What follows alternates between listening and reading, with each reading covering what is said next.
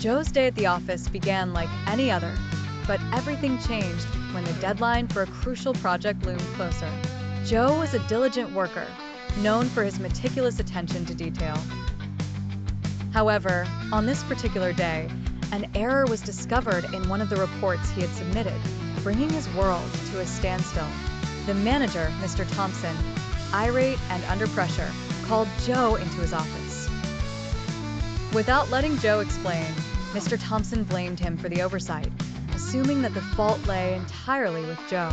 The air was thick with tension, and Joe felt the weight of the accusation like a heavy stone in his chest.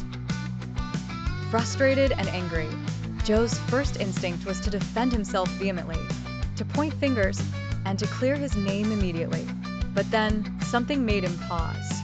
He remembered his grandmother's words, "Patience can be the best response to anger." Joe took a deep breath and decided to give himself time to think it through before reacting.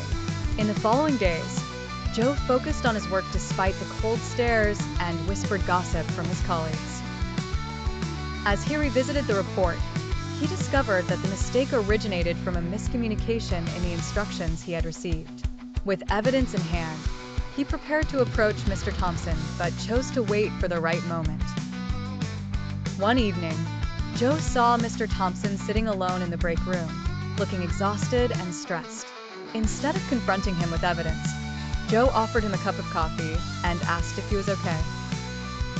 Mr. Thompson, caught off guard by Joe's kindness, opened up about the immense pressure he was under and his fear of failing as a manager. Joe listened patiently, understanding the bigger picture of the situation.